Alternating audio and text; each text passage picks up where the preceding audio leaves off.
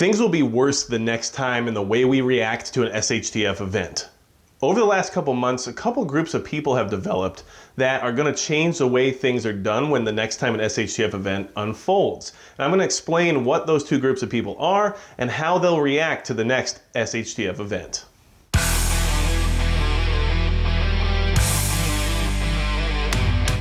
Hey everybody, it's Magic Prepper, and today I was in my workshop working on some projects and a thought came into my head, and I thought, the next time we enter an SHTF event, whether or not it be a resurgence of a pandemic or a natural disaster or anything along those lines, how will people react to it, and will things be worse than they were this first time around? And honestly, I think they will be, but there's a couple of factors that have led me to that conclusion. There are going to be two different groups of people that were actually created by this current event we're all experiencing, who will find themselves reacting in a different manner for the next SHTF event than the way they reacted this time around. It's not because they're bad people, it's not because they're good people, it's because they have developed habits and they've developed opinions on what they should or shouldn't do during an emergency situation now based on prior experience, which is understandable. So I'm not trying to pigeonhole anybody into these groups, but I think we can all agree that these two different groups I'm about to explain to you exist now, and they will be possibly an issue the next time we run into an SHTF event. So if you don't want to be one of these two groups and you are preparing for SHTF and you want to be on top of your emergency preparedness, hit the subscribe button below so that way we can keep talking about it and make sure none of us end up in these two groups we're going to discuss. So the first group of people that I think we can all assume will exist and will possibly create problems when the next time an SHTF event occurs are going to be the in government we trust crowd, okay? That's what I'm coining it anyway. The in government we trust crowd will go to great lengths to do whatever the government has told them and to try to abide by the guidelines that they have received, even if they are considered to be optional rather than mandatory. Then they will go ahead and put out that information as if it's the word of law, and they will react to other people who don't follow their lead as basically being criminal. Those are the people who are going to go back out and buy. They're going to panic buy everything. They're going to buy up tons of toilet paper. They're going to buy up tons of bleach. They're going to buy up all the things we saw shortages on in the last few months because their memory is of what they couldn't get during that time. Their memory is what they were lacking during their quarantine, and their memory is what the government told them they needed and what they might not have had. So you can expect that crowd of people to be the first ones at the grocery store or the big box store buying up the hand sanitizer, the masks, the toilet paper, the paper towels, the cleaning supplies. They will be back at it tenfold next time around, which will cause more problems. A lot of that is going to be because there will be more shortages because those people will have that memory, that trauma of not being able to get what they needed at that time. So they're going to run out in droves. They're going to buy even more stuff than they did the first time around. And they're going to take the guidelines and the restrictions that much more seriously. So from that crowd, you can assume there's going to be folks who will be berating people in public for not wearing PPE, or they're the same type of people who will call the police on their neighbor for having a get-together when they weren't supposed to. That's the crowd that these people are in. And no matter what anyone tells them or what information they find to be false in the future, they'll still rely on the government and the mainstream media to give them every single bit of information, and they'll eat it as if it's straight from the Word of God, okay? So that is something we all have to consider. That group of people exists now, and they are going to go on a rampage the next time an SHTF event occurs. They'll say, I remember last time, and I'm not letting that happen again. So yeah, I just bought 17 packs of toilet paper, I bought 16 gallons of hand sanitizer, and by the way, all the Clorox wipes I could find and store in my garage are now in there. 50-gallon drubs of Clorox wipes. That's what they're going to have, okay?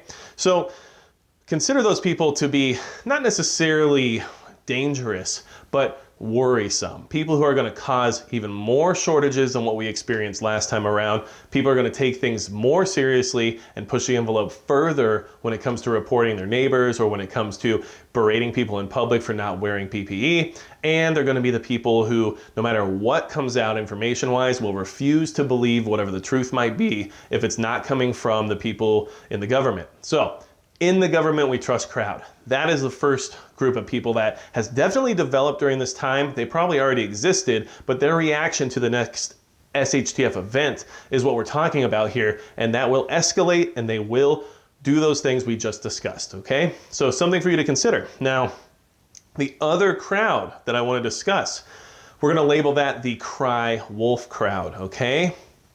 This crowd has been burned by the government, has been burned by the mainstream media, has felt like they've been lied to this entire time. And a lot of us feel that way, that there's been a lot of misinformation. There's been a lot of bad restrictions put into place due to information that was proven to be false. So the cry wolf crowd is going to be dangerous in a different way. It's not because they're bad people, like I said, but some of their actions might not help the next SHTF event because of this whole situation we're in now, that wolf has been cried more than once. And fool me once, shame on me. Fool me twice, shame on you, right? Well, the cry wolf crowd feels like everything that has happened to them over the last few months is based on lies, based on false information, and they're not going to fall for it again. So the next time a large SHTF event occurs, maybe it's something that isn't as immediate as a large natural disaster, they're not going to follow the restrictions or the guidelines or anything that's being put into place because, you know what, you did that to me once, you're not going to be able to do it to me again. And there is scenarios that could occur where that could be very detrimental to the rest of the population.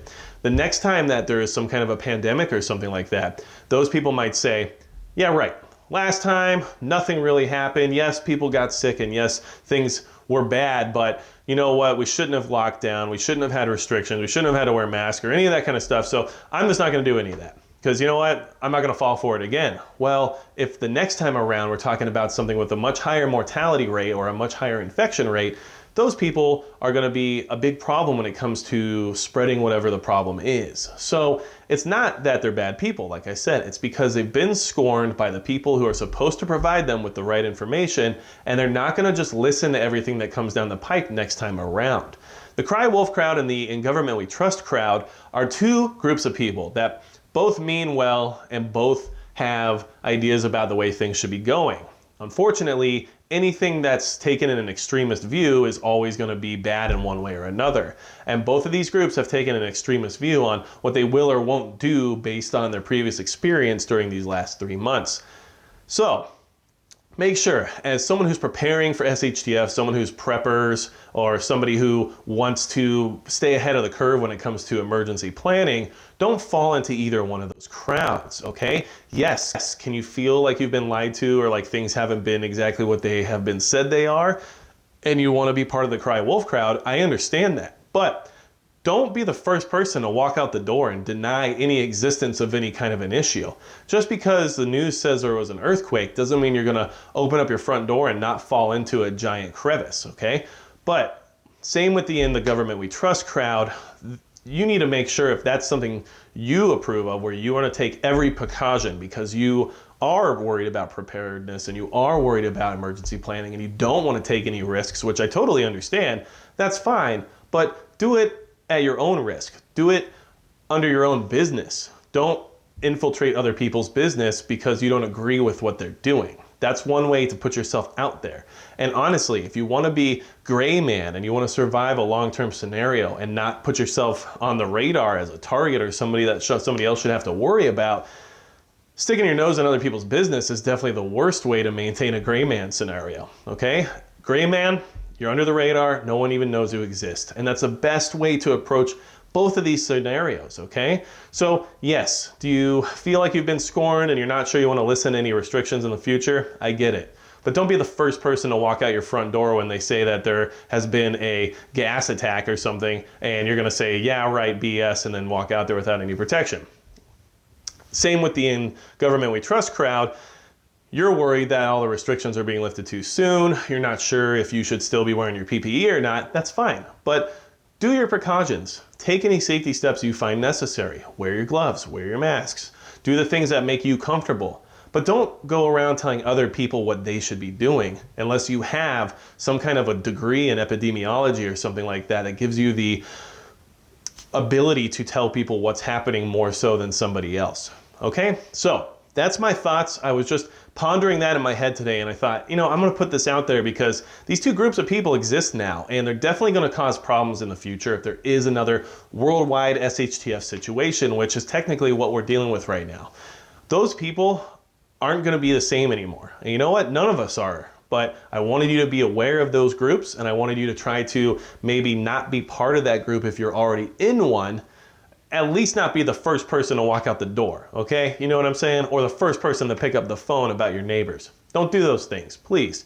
Use common sense, and I trust all of you to do that. But if you have anything else to say, or if you have other ideas about other groups of people who exist now because of the current situation, or you just want to talk about the two groups that I talked about here, go ahead and leave a comment below. Let me know what your thoughts are, and we'll just keep that conversation rolling because honestly, the future is hard to predict, and that's not what we're trying to do here. We're trying to prepare for whatever might happen in the future, and knowing about these types of situations and these types of groups of people that exist now can put you one step closer to being on top of that hill of survival. So, without anything else to say, that's going to be it for Magic Prep.